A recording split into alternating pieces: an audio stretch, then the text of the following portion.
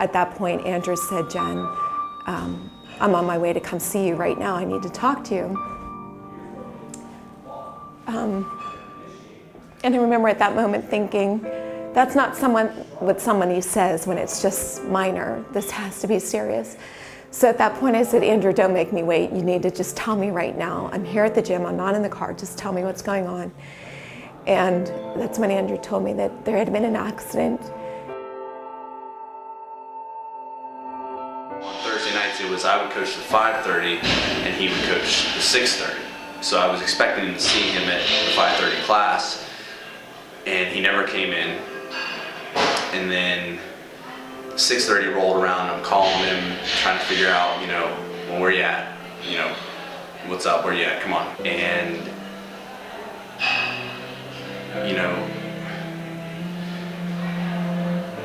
I just I didn't know what had happened or why he didn't show up.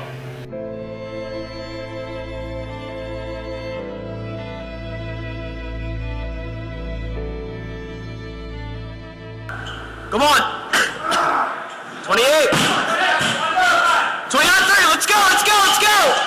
Come on, one more! Let's go! Time! I met Zach in 2008, in the fall of 2008. I was actually rushing a fraternity, as it were. And I was assigned Zach as my big. So he really was an integral part of my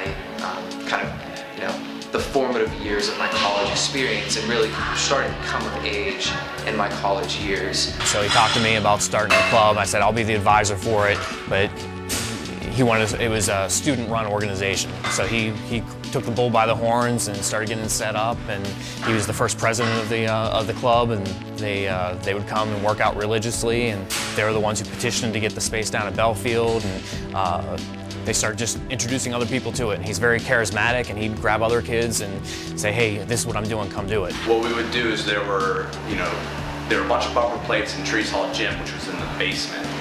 And it was very tight, a lot of machines, not a lot of free space to run around and do, box jumps and weightlifting exercises while we were at it.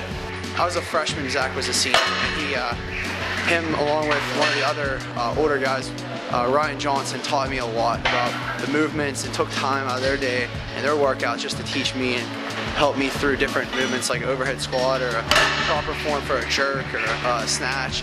It's just, you don't get that type of caring and personal feeling from many people. Many people don't take that time to be nice to someone else and take the courtesy to teach. Because I didn't know anyone at Pitt. I'm from Virginia, so not very many people in my area ended up coming to Pitt.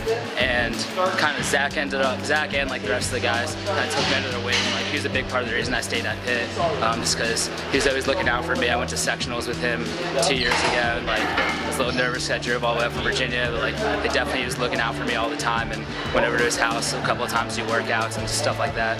As soon as I got back that summer, myself and a few of the other guys that were doing CrossFit in Panther CrossFit, we all lived in Oakland, just up the street together, right near Pitt's campus. 301 Coltart.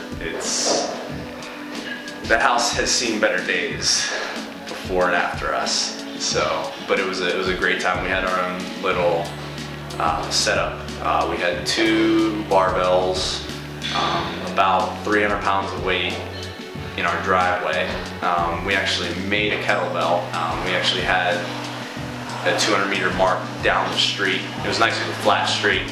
Had a 200-meter mark at a signpost from our driveway to the signpost of 200 meters, so we could come right back in for a 400-meter run and whatnot. So it was actually pretty ideal. The relationship between Panther CrossFit and CrossFit Pittsburgh grew from the fact that Mike Piccigallo was a Pitt alum. So, he wanted to support us any way he could. So he opened his doors for us, let us come in and use the equipment, come into the classes. So it was a great relationship that we had built with them. My wife and I are both alum, at Pitt, and it was holidays. I don't remember which one, maybe Christmas break. we got an email from Zach asking if they could come train at our gym because all the facilities there were closed down for the holiday break. And that was the first time we ever met him, where he and a few of the guys from Panther came to the box and worked out with us. You would be in the middle of the workout and all of a sudden in the corner of your eye, you would see him doing the Dougie in the corner of the room. He was like doing a max ever push trick or something, and he hit a PR, and he immediately stripped and started shrieking around the room of all the Panther CrossFit members, and just started doing celebratory chest bar pulls. And that was one of the funniest things. That was one of my first experiences with Zach, and I was like, what am I getting myself into here with these guys? He would look for the most outlandish outfits to wear, like whether it was girls' shorts or just something funny like that. But yet, you know, he would do that, but yet he was extremely serious. Like if you talked to him during the competition, even though how he may have looked in his shorts, he was so focused and set on what he was doing. I think it would be the only way I could describe him. He was driven. I will not speak about him in the past tense, but he was one of the most dedicated, driven athletes I've ever trained with. We would have great talks before and after the workouts, and with all sincerity, like he truly wanted to know what it would take to be better and would not stop until he got there.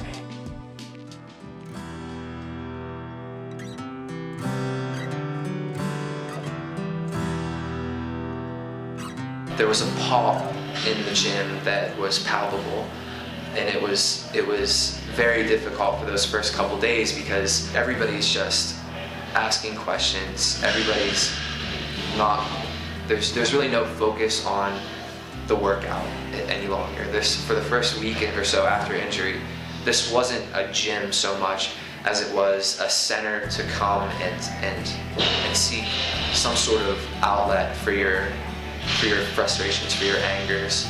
Whenever I work out now, I'm like, Zach can't work out, so like, it's just in my mind, like I work out for him now, pretty much. Like if I get like tired, I'm just like, can't be bad. Can't be any worse than he's doing. I'm trying to digest it, and I'm trying to find something good about it, to give me something to hold on to. And the first reports actually were so bad. They said that it looked like he might not make it through the night. Well, obviously he did, Thursday night to Friday morning. But come Friday morning, one of the words that was thrown out there at the hospital was, it may have been better had he not made it. I mean, it's heartbreaking. It's it's frustrating to see somebody with so much potential and just vitality for life to be in a coma. It's almost surreal because you can't picture it. He's full of life. He is, and he affects everybody around him. He really does. At the Mid-Atlantic Hopper Challenge, unbelievable. I mean, I consider Jeff Tincture a friend. He's a good guy, but to take the podium and to turn over your winner's purse like that is incredible. And then to have Christy Phillips, another phenomenal athlete, do the same thing. This kid has obviously impacted people. Zach, enough already. All right. I need you back here, brother. All right, we miss you, we love you, and selfishly, I need you to coach me. Zach, you're an amazing human being. If anyone's going to pull through this, I know you can, and I look forward to wadding with you again. Might even have a little bit of time where I can keep up with you. I remember you saying to me, I would never quit, not for any reason. Even if I thought I was coming in dead last, I would never quit. I'm here for you. We're doing as much as we can to make it easy for you once you wake up. We love you, and just pull through. So I'm counting on you to push through. And we're praying for you and can't wait to see you get back on your feet.